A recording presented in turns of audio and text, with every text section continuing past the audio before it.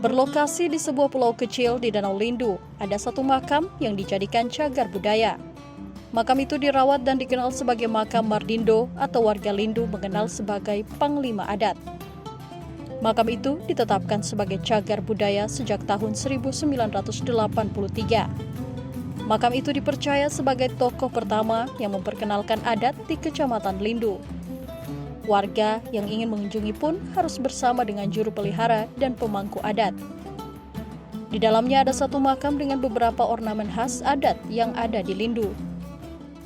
Adat Lindu adalah yang sangat punya peran penting. Kenapa hutan lingkungan di sini bisa tetap dijaga dengan baik?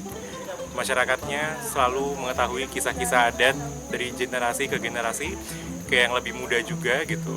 Dan di sini pun juga mungkin teknologi juga belum begitu maju, sehingga mungkin itu juga yang melindungi alam dengan penduduk tidak kena yang namanya dampak negatif globalitas.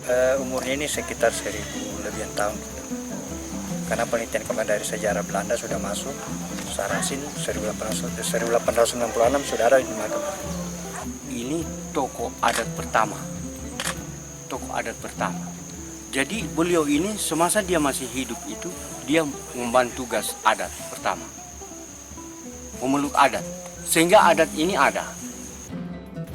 Kecamatan Lindu sebagai salah satu wilayah yang memelihara adat untuk mengatur warganya dan mengolah alamnya. Kecamatan Lindu sendiri masuk dalam wilayah konservasi Taman Nasional Lore Lindu. Aldrim Talara, Kompas TV, Sigi, Sulawesi Tengah.